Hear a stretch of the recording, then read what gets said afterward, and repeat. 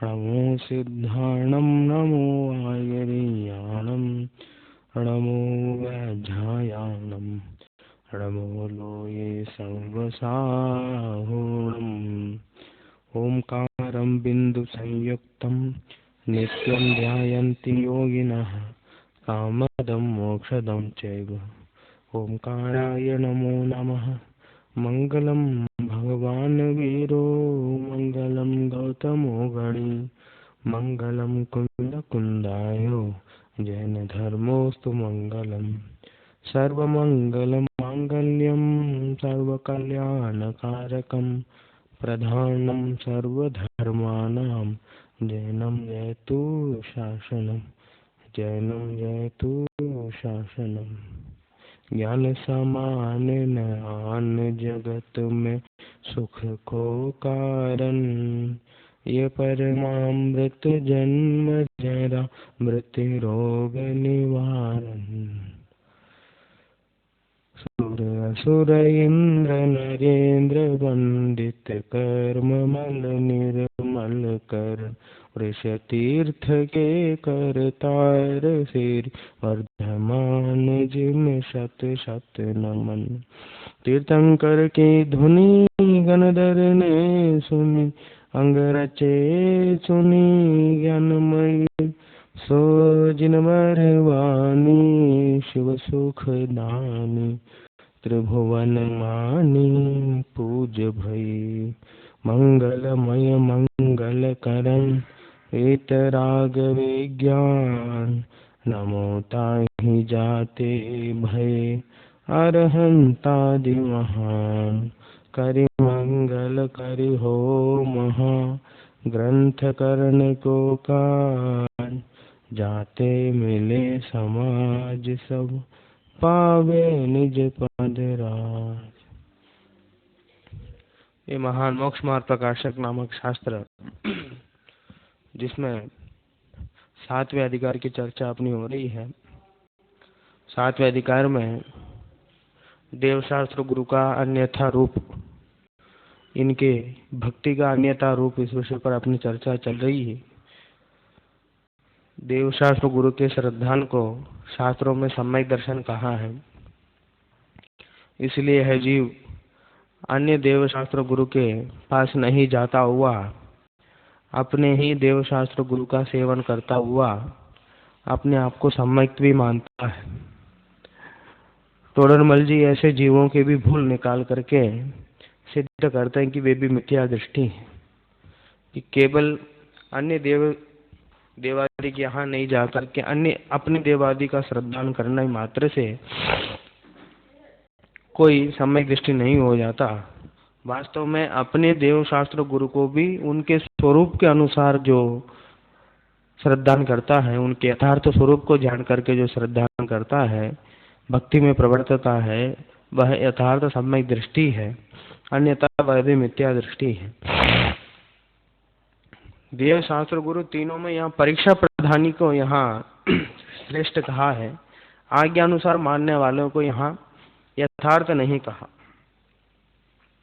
गुरु भक्ति का अन्यथा रूप, इस पर अपनी चर्चा चल रही थी। इसमें 7 ऐसे गुणों की बात उन्होंने गिनाया।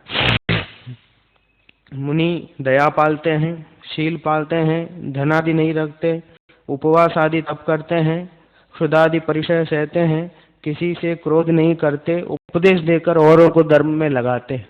इन 7 बिंदुओं के आधार पर अगर परीक्षा कोई करता है, पहले जो आज्ञानुसारी है उसका तो निषेध ही है कि हम जैन कुल में जन्मे हैं, इसलिए ये जैन कुल के साधु हैं, इन्हें नमस्कार करना चाहिए, ऐसा कोई नियम नहीं है। इसलिए पीछे जहाँ दूसरा प्रकरण चल रहा था, वहाँ उन्होंने तोडरमल जी ने यह वाक्य लिखा, विवाह आदि कार्यों में तो कुल प्रवृत्ति का विचार करना और धर्म के कार्यों में कुल प्रवृत्ति का विचार मत करना, ऐसा उन्होंने स्पष्ट लिख दिया। कुल प्रवृत्ति का विचार कहाँ करना और कहाँ नहीं करना, जैसे विवाह आदि कार्य हो, अपने कुल में जिस प्रकार से होता हो, जैसी विधि हो, उसी विधि से वहीं वैसे ही करना कि अपने कुल में ऐसा होता है, ऐसा समझ करके। लेकिन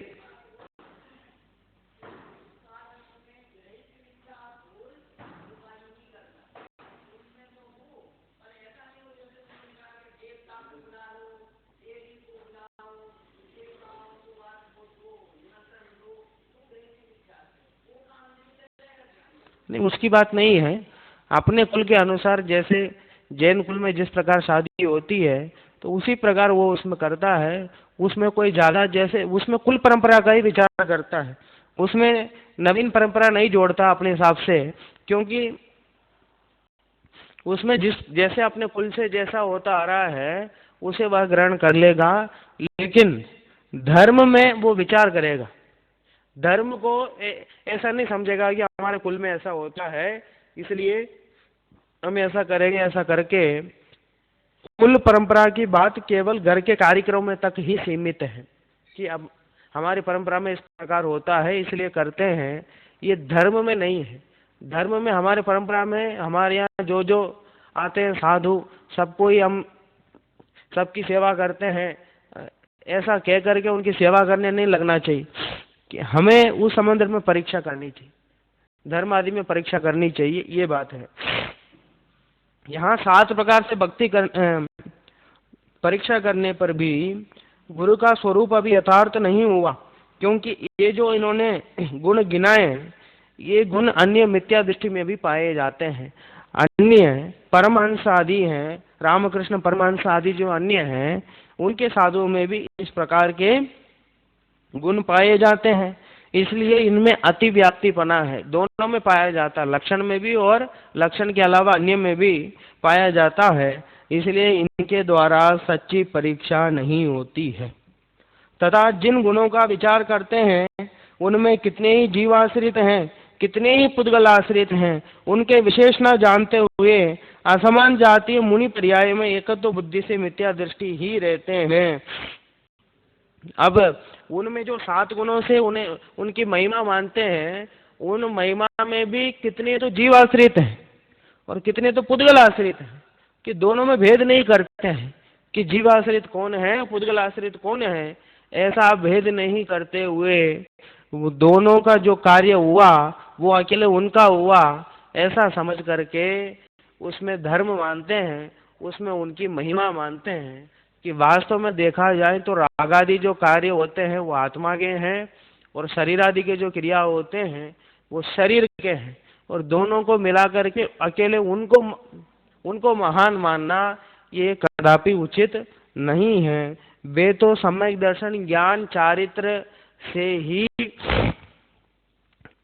श्रेष्ठ हैं, अन्य प्रकार नहीं है। तथा सम्यक दर्शन ज्ञान चारित्र की एकता रूप मोक्ष मार्ग वह ही मुनियों का सच्चा लक्षण है, उसे नहीं पहचानते। सम्यक दर्शन, सम्यक ज्ञान, सम्यक चारित्र की एकता रूप मोक्ष मार्ग प्रकट है तो वे सच्चे मुनि हैं, अन्यथा सच्चे मुनि नहीं है। वास्तविक परीक्षा तो ऐसी होनी चाहिए। परीक्षा नहीं हो तो स्वरूप हमारे ख्याल में होना चाहिए कि दिन रात आत्मा का चिंतन, मृद संभाषण में वही कथन, निर्वस्त्र दिगंबर काया से भी प्रकट हो रहा अंतर मन। कि आत्मज्ञान जहाँ मुख्य है, अगर वे अंतरंग में आत्मा का अनुभव करते होंगे तो बहिरंग में भी आत्माश्रित कथन ही वे कहेंगे।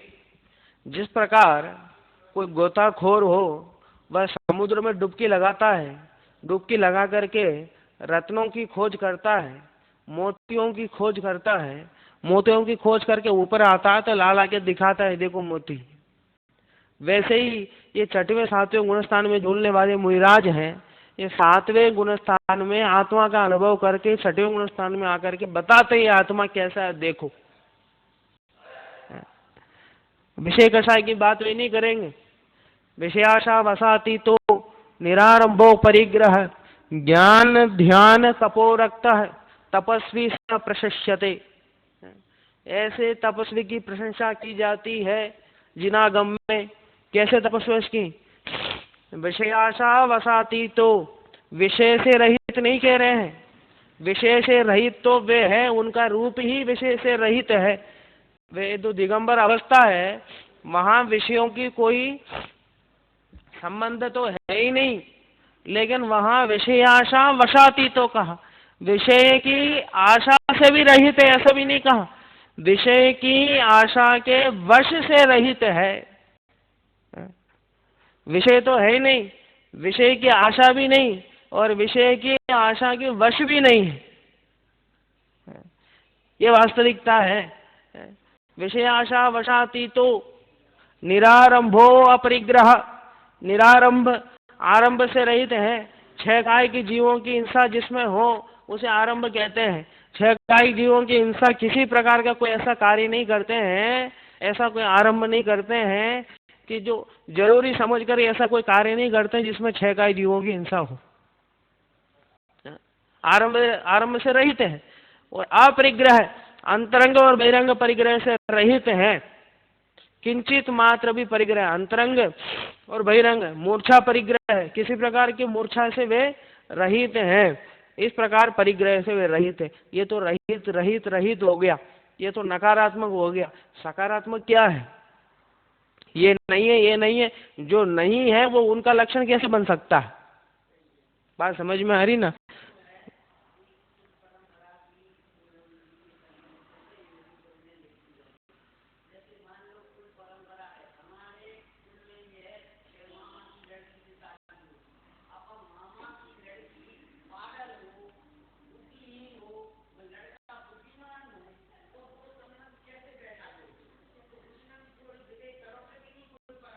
हाँ वो तो करे।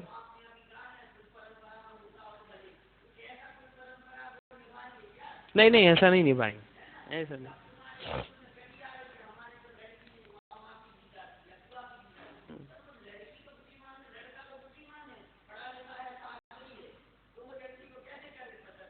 हाँ वैसे, हाँ उसमें तो विवेक तो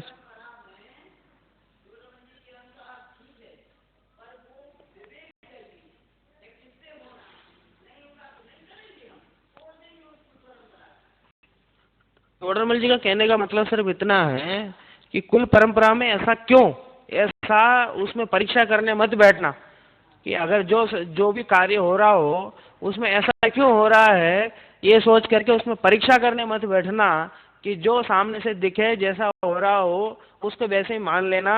अगर उसमें भी जैसे कोई अज्ञानी हो, पागल हो, तो उसमें करने की तो कोई बात ही नहीं है। इसमें उसमें परीक्षा करने के लिए मनाही है।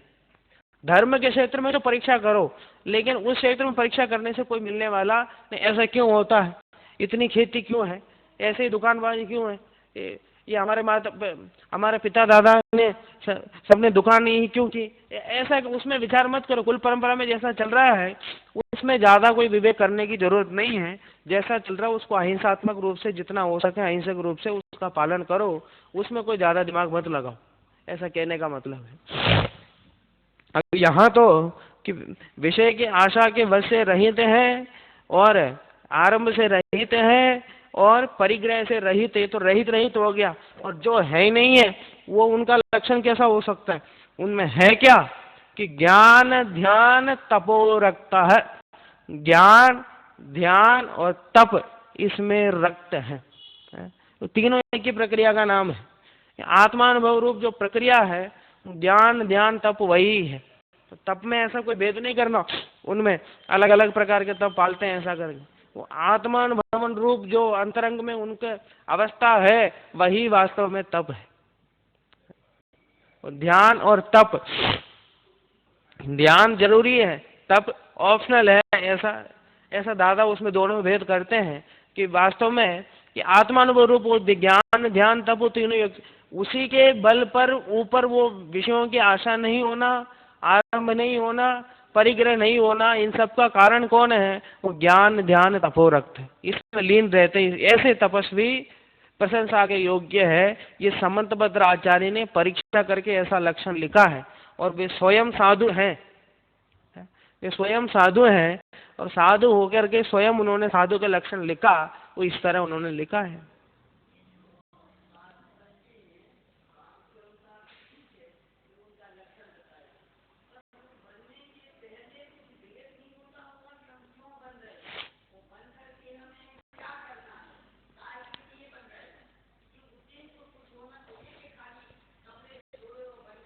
नहीं, ऐसा नहीं। तत्व ज्ञान पूर्वक ही हर कार्य होता है। यहाँ जैसे पंच परमेश, ठीक है, पहले पहले पहले ही पहले होना चाहिए। हाँ।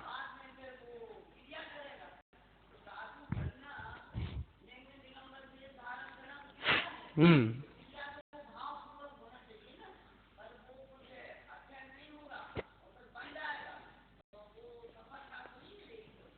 नहीं, नहीं मिलेगी।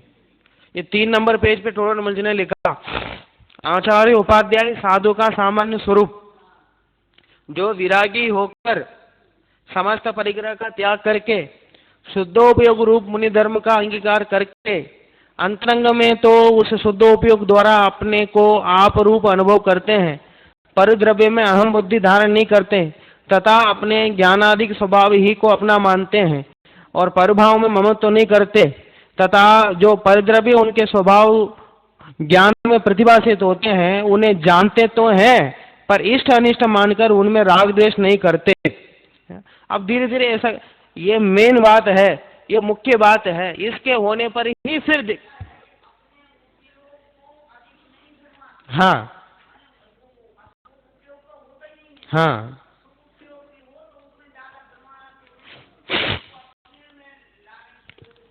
शरीर की अनेक अवस्थाएं होती हैं, बाह्य नाना निमित्त बनते हैं, परंतु वहां उन्हें कुछ भी सुख दुख नहीं मानते तथा अपने योग्य बाह्य क्रिया जैसी बनती है वैसे बनती है, खींच कर उनको नहीं करते तथा अपने उपयोग को बहुत नहीं भ्रमाते हैं, उदासीन होकर निश्चल वृत्ति को धारण करते हैं तथा कदाचित मंद राग के उदय से शुभोपयोग भी होता है, उससे जो शुद्धोपयोग के बाह्य साधन है उनमें अनुराग करते हैं, परंतु उस राग भाव को यही जानकर दूर करना चाहते हैं तथा तीव्र कषाय के उदय का अभाव होने से हिंसादि रूप अशुभ उपयोग परिणति का तो अस्तित्व है ही नहीं है तथा ऐसी अंतरंग अवस्था होने पर बाह्य दिगंबर सौम्य मुद्राधारी हुए हैं। ये यहाँ तक अंतरंग अवस्था की बात है। हाँ, हाँ। हम्म। ऐसी अंतरंग में अवस्था है, इस अवस्था के कारण बाह्य दिगंबर सौम्य मुद्राधारी हुए हैं, शरीर का संवरण आदि विक्रियाओं से रहित हुए हैं, वन खंड आदि में वास करते हैं, 28 मूल गुणों का अखंडित पालन करते हैं, 22 परिश्रमों को सहन करते हैं, बाह्य प्रकार के तत्वों को आदरते हैं, कदाचित ध्यान मुद्रा धारण करके प्रतिमावत निश्चल होते हैं, कदाचित अध्ययन आदि बाह्य धर्म क्रियाओं में प्रवर्तित हैं, कदाचित मुनि धर्म के सहकारी शरीर की स्थिति हेतु योग्य आहार विहार आदि क्रियाओं में सावधान होते हैं। मुख्य अंदर शुद्धोपयोग है, शुद्धोपयोग के पालन के लिए ही बहिरंग में इस प्रकार के वेश धारण करते।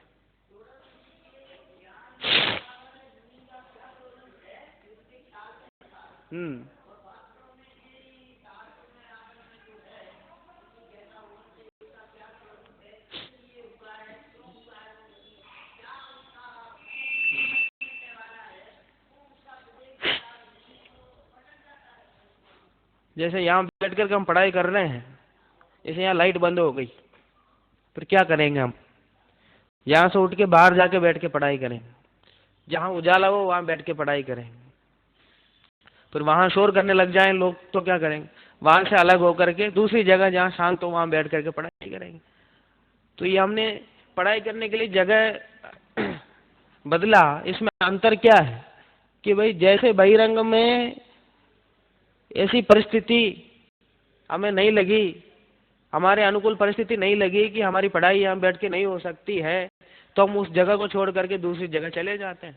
अब ऐसे ही कि उनको तो शुद्धोपयोग रूप भगवान आत्मा का अनुभव करना है, वो गृहस्थ में रह करके वो करते हैं, लेकिन गृहस्थ में रह के भी इतना नहीं हो पाता है, इसलिए उसको छोड़ करके वो मुनि धर्म में जाते हैं।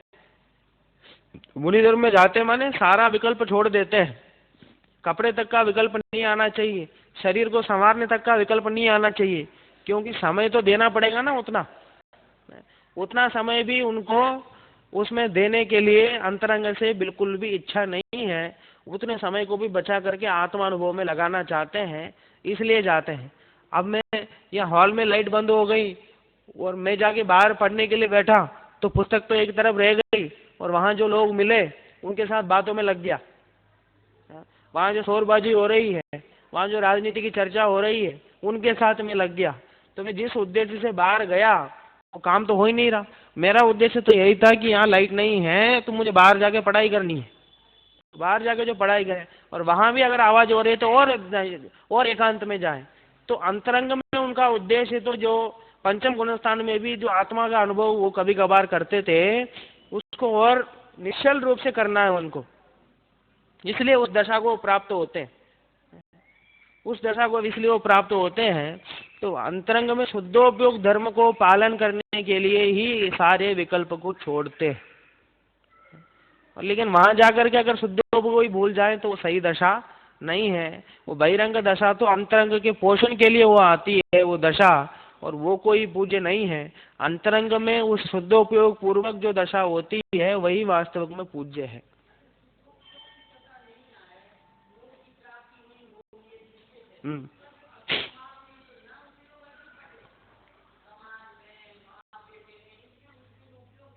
हाँ हाँ, अशुभ उपयोगी है निश्चित तौर पर। शुद्धोपयोग नहीं है तो दो ही उपयोग बचे हैं, और एक उपयोग लगातार अंतर्मोड़ तक तो रहेगा ही नहीं, बदलेगा, ऐसे ही बदलेगा। इसलिए शुद्धोपयोग प्लस शुभोपयोग ये वास्तव में ये मुनि धर्म है, इसको यहाँ कहा।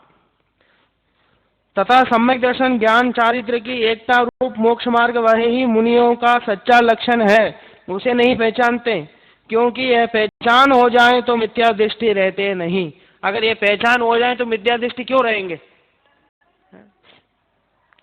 बनारसी दास जी लिखते हैं, ज्ञान को उजागर सहज सुख सागर सुगुण रत्नाकर विराग रस भरियो है। शरण की रीति हरे मरण को न भय करे करण सो पीठी दे चरण अनुसर्यो है। धर्म को मंडन भरम को भी हंडन है परम नरम होके कर्म सो नर्यो है। ऐसो मुनि राज भुवि लोक में विराजमान निरखी बनारसी नमस्कार करियो है। क्या कहते हैं कि पहला लक्षण क्या है साधु का, ज्ञान को उजागर, ज्ञान को उजागर करते हैं। ज्ञान स्वभाव को ही उजागर रखते हैं निरंतर। अपने मैं ज्ञानानंद स्वभावी हूँ इस श्रद्धा से ही वो निरंतर निरंतर अवलंबित रहते हैं। सहज सुख सागर कि सहज रहते हैं, सहज सहज वृत्ति रहती है और उसमें जो सुख आता है वो सागरों के समान सुख आता है। ज्ञान को उजागर सहज सुख सागर सुगुण रत्नाकर विराग रस भरियो है। सुगुण रत्नाकर, सुगुण अच्छे गुण, अच्छे गुणों के रत्नाकर हैं, समुद्र हैं। आत्मिक जो गुण है उन आत्मिक गुणों के रत्नाकर हैं, समुद्र है। विराग रस भरियो है, उनके अंदर वैराग्य रस भरा हुआ है। निरंतर संसार के प्रति निरंतर वैराग्य रहते हैं, निरंतर वैराग्य परिणाम उत्पन्न होते हैं। सुगुण रत्नाकर विराग रस भरियो है। शरण की रीति हरे मरण को न भय करे। शरण की रीति हरे, किसी को शरण नहीं देते हैं, किसी की शरण में नहीं जाते हैं। जगत जनों को ना तो शरण देते हैं कि आओ मेरे पास बैठो मैं समझाऊंगा, ना तो जगत जनों की शरण में जाते हैं। किसी के शरण में जाना और किसी को अपने शरण में लेना उनको पसंद नहीं। शरण की रीति हरे मरण को न भय करे, और मरण की भय नहीं करते हैं।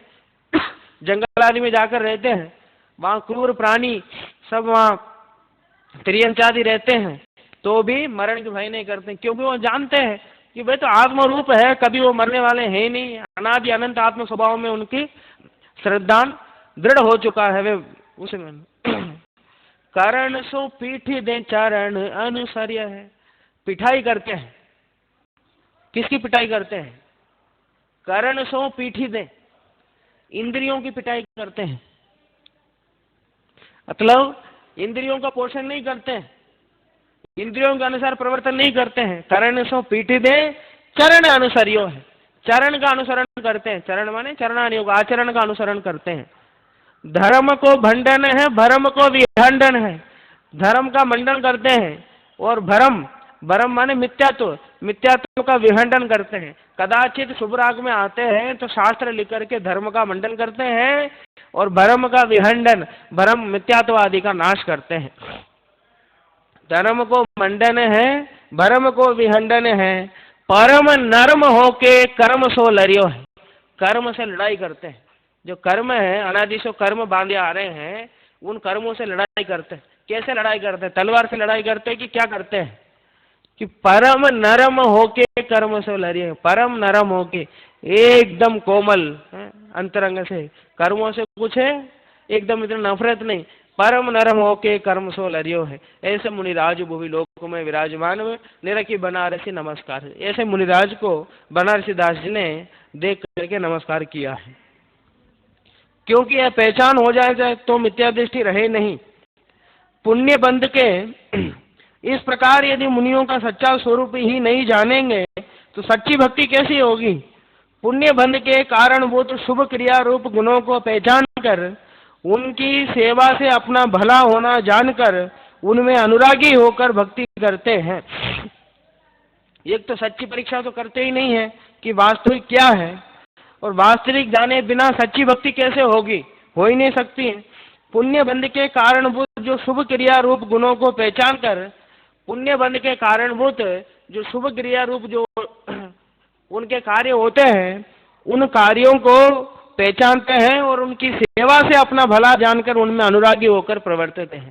केवल सेवा ही, उनकी सेवा करने मात्र से अपना भला हो जाएगा ऐसा जान करके उनकी सेवा करते रहते हैं।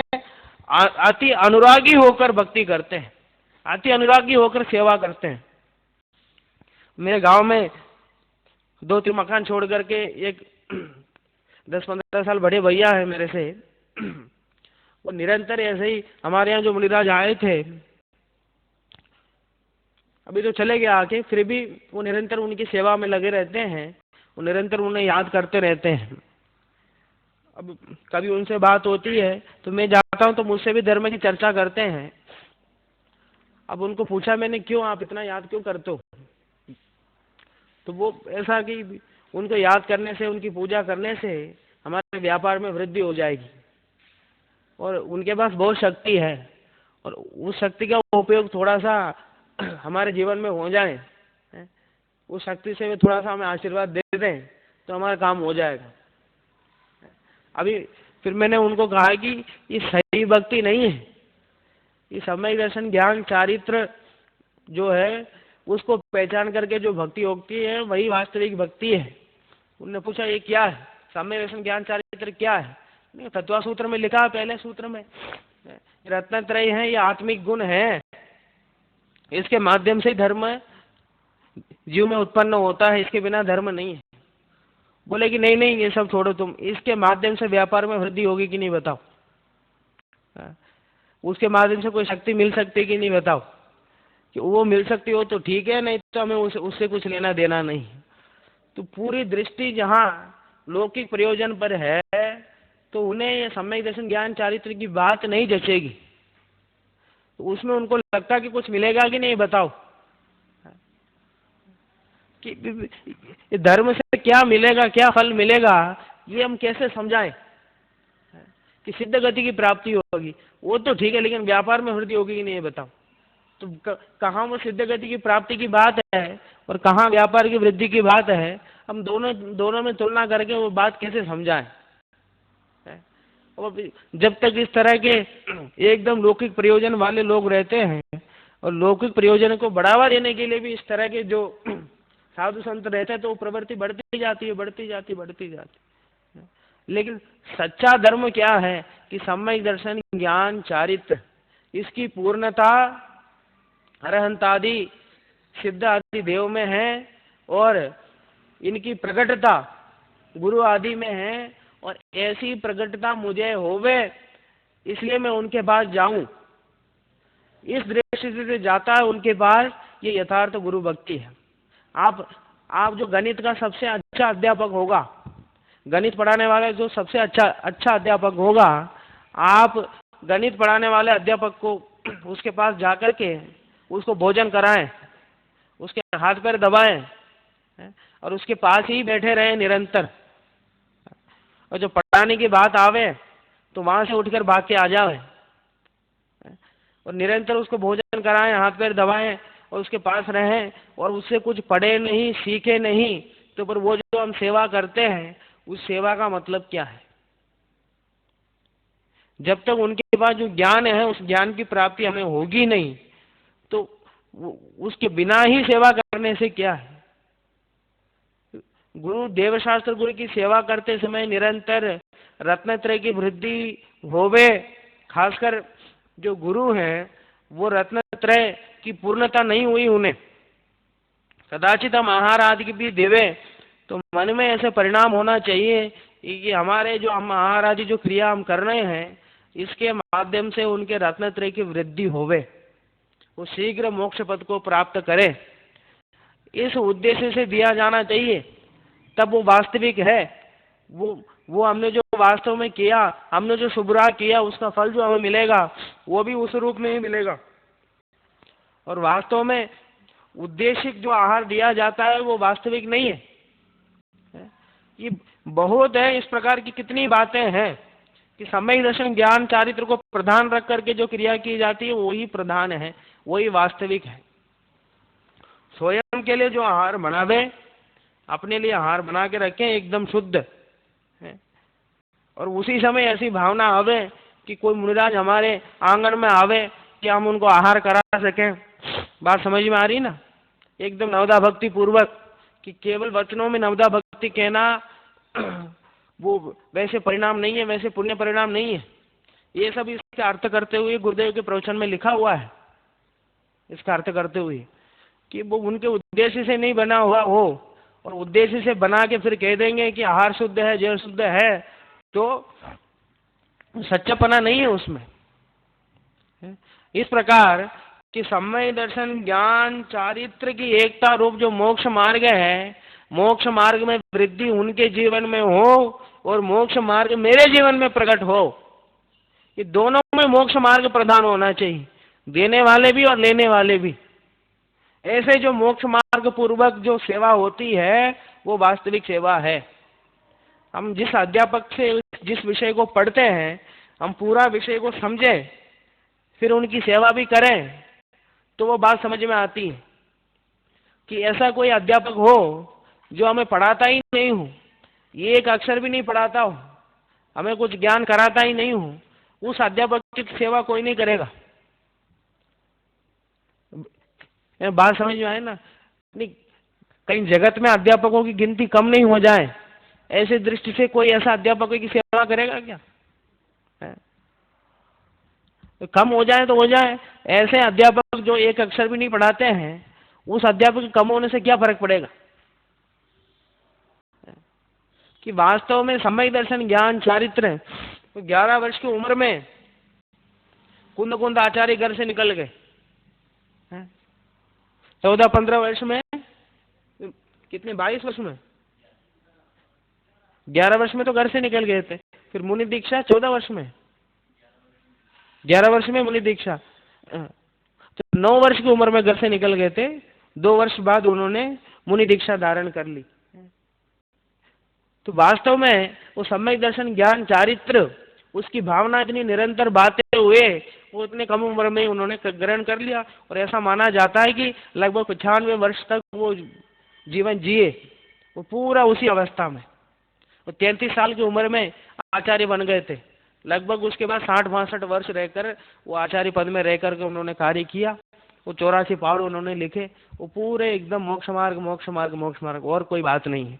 और आप किसी ग्रंथ में लिखा ही नहीं है कि वो श्रीमंदिर भगवान के दर्शन आदि करके आए। अन्य आचार्यों ने जिन्होंने लिखा है वो भी प्रमाणिक है, उसका निषेध नहीं है, लेकिन इतने गंभीर आचार्य हैं, अपने व्यक्तिगत उपलब्धि को सामाजिक कार्यों में उन्होंने उसका उपयोग नहीं किया, कहीं ऐसा लिखा ही नहीं। अपने आप को भगवान महावीर की परंपरा से ही जोड़ के रखा। कितने गंभीर आचार्य हैं, निरंतर आत्मा की बात, आत्मा की बात, आत्मा की बात, आत्मा की बात। कोई भी ग्रंथ हो अष्टपाउड़ है तो अष्टपाउड़ है, प्रत्येक पाहुड़ में सम्यक दर्शन की चर्चा है, प्रत्येक पाहुड़ में सम्यक दर्शन को प्रधान रखा, शील के रूप में, भाव के रूप में, लिंग के रूप में, दर्शन के रूप में, सबके रूप में सम्यक दर्शन को ही प्रधान कहा। ऐसे महान आचार्य जिनको सम्यक दर्शन की इतनी महिमा है, बार बार संबोधन करके सम्यक दर्शन के बिना,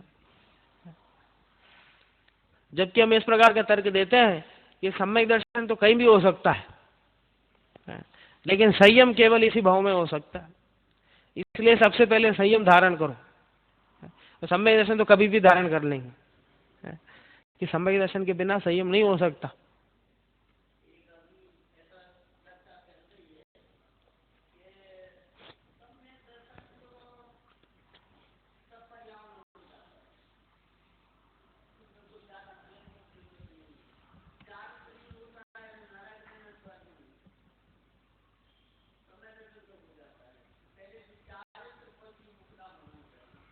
हमें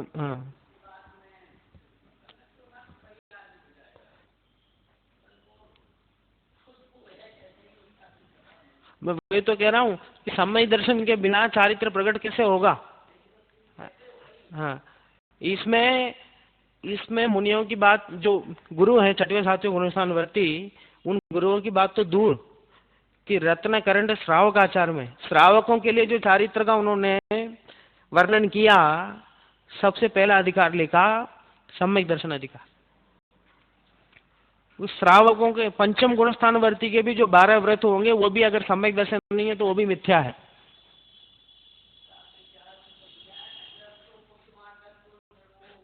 हाँ, सदृष्टि ज्ञान व्रतानि धर्मम धर्मेश्वरा विदु, यदि ये प्रत्यनेकानि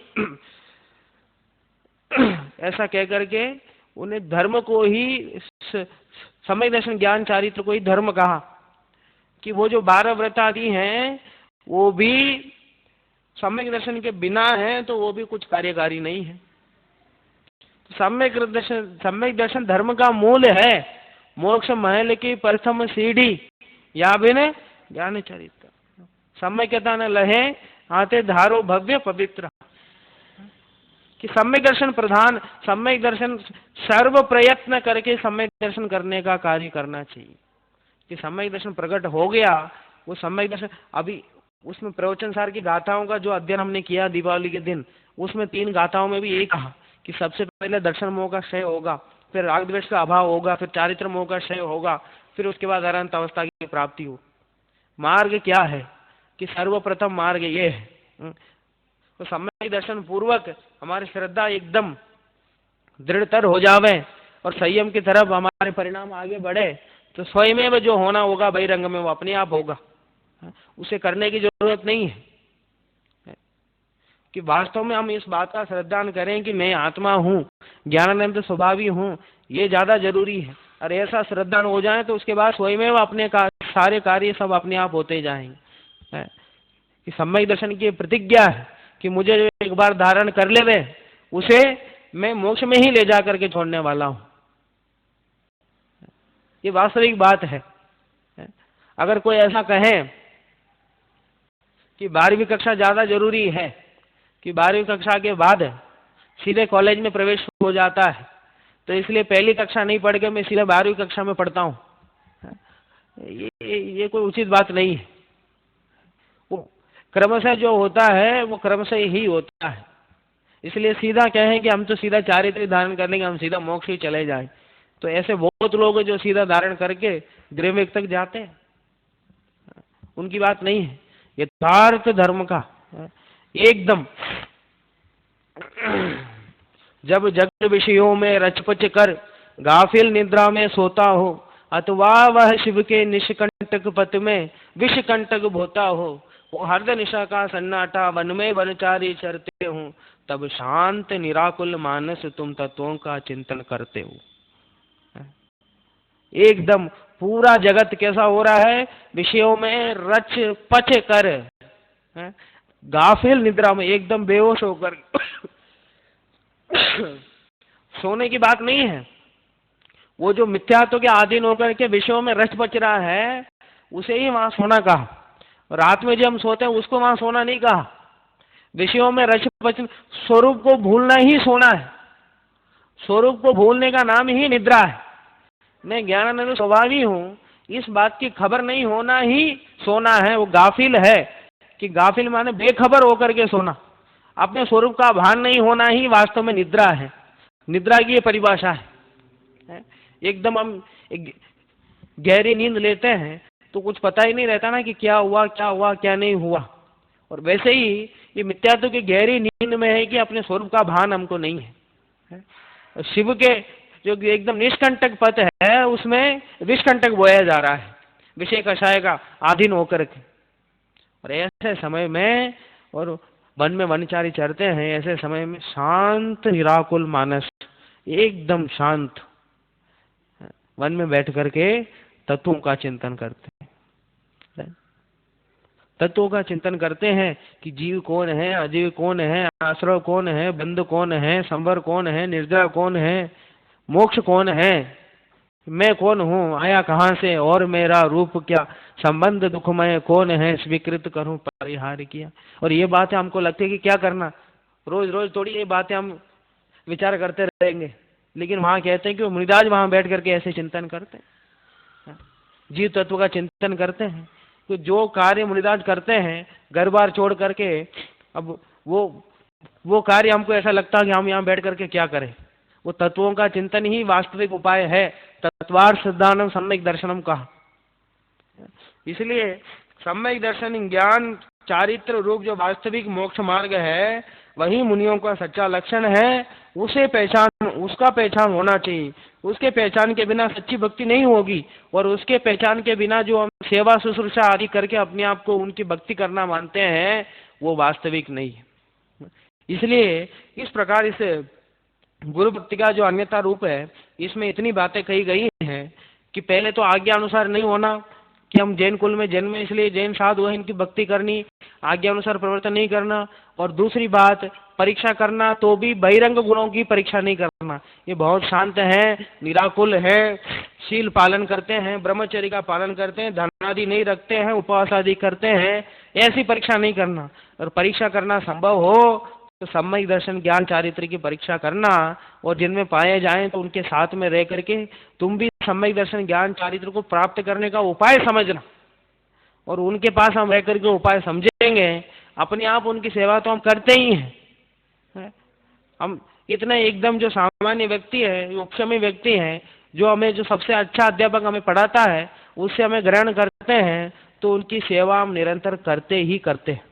वो कुंद आचार्य को 2000 वर्ष के बाद भी हम याद करते हैं कि नहीं, मंगलम भगवान वीरो, मंगलम गौतमो गनी, मंगलम कुंदारियो।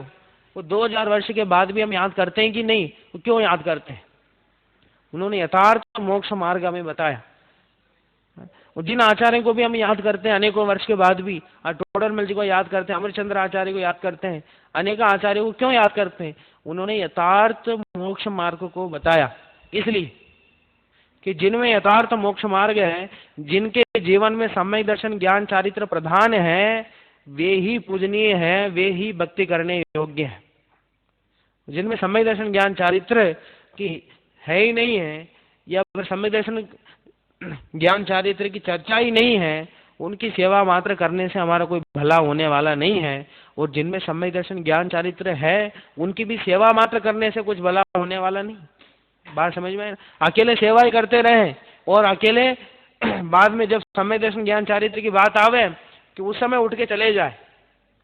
बात समझ में आई ना? जैसे पूजन में स्वयं तो भगवान को सुनाना चाहें, और भगवान क्या सुनाना चाहते हैं, भगवान क्या कहना चाहते हैं, ये नहीं सुने तो सही स्वरूप नहीं है।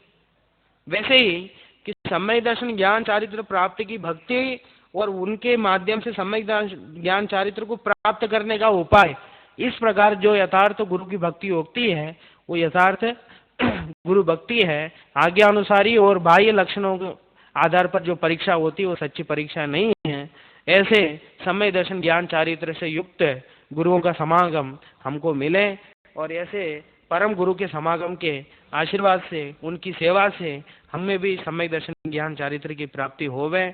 ऐसा दिन आवे कि हम भी साक्षात वनों में भ्रमण करें, एकांत में बैठ करके तत्वों का चिंतन करें, जीवादि तत्वों का चिंतन करें, सम्यक दर्शन ज्ञान चारित्र की सेवा करें, ऐसी मंगल भावना से।